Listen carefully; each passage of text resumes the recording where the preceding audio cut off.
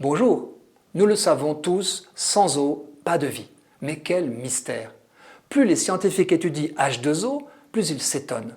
Nous pensons d'emblée à l'eau liquide, mais nous la savons aussi gazeuse ou solide. Nous connaissons son cycle et sa force, rien n'y résiste, dit-on.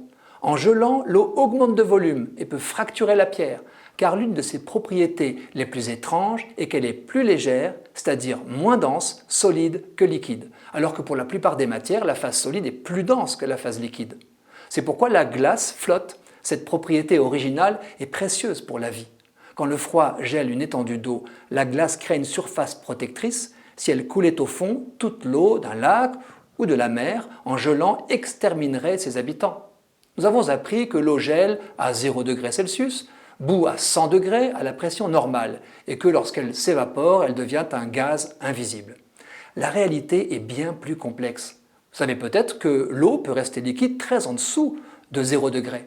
On parle d'eau surfondue. Elle reste liquide car il faut une légère perturbation, une poussière, un choc pour déclencher sa cristallisation qui se répand alors instantanément en chaîne.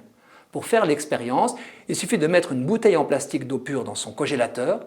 Quand on la sort sans l'agiter, elle est surfondue. On peut la verser, mais le moindre choc transforme le tout en glace. Le phénomène des pluies verglaçantes s'explique ainsi. Dans les nuages, leurs gouttes d'eau sont liquides à température négative, jusqu'à moins 15 degrés ou plus. Elles ne gèlent qu'au sol, au moment de leur impact. Mais ce n'est pas tout. Les scientifiques savent que dans des conditions extrêmes, à 374 degrés Celsius et 221 fois la pression atmosphérique, l'eau atteint ce qu'on nomme un point critique, où elle n'est ni liquide ni gazeuse, mais dans un état spécial appelé fluide supercritique, avec à la fois des propriétés d'un gaz, qui se diffuse facilement, et celles d'un liquide, qui peut dissoudre certaines substances. Ces propriétés bien connues sont utilisées pour le traitement des déchets, l'extraction des minéraux ou les centrales thermiques. Les astrophysiciens en font un élément clé de la compréhension de l'intérieur des astres qui peuvent comporter de cette eau très chaude et pressurisée. On a d'ailleurs identifié une autre phase de l'eau, dite supérionique, à des milliers de degrés Celsius et sous des pressions gigantesques, des millions de fois celles de notre atmosphère, l'eau se cristallise. Ce n'est alors pas de la glace, mais un état solide, un autre état solide qu'on pense caché au cœur d'immenses planètes comme Uranus et Saturne.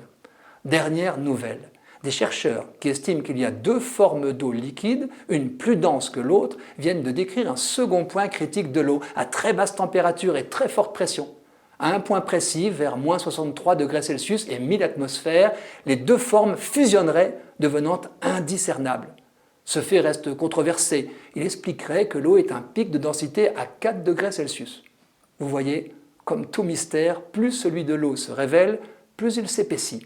J'y vois une bonne nouvelle.